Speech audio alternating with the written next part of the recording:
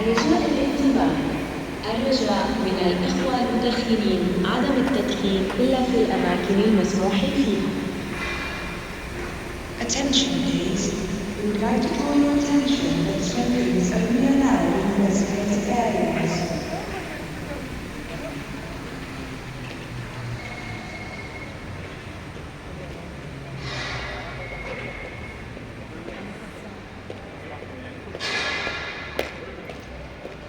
Yes, I'm listening. Nirma, she left to your side, guys. She's saying that she needs to repeat.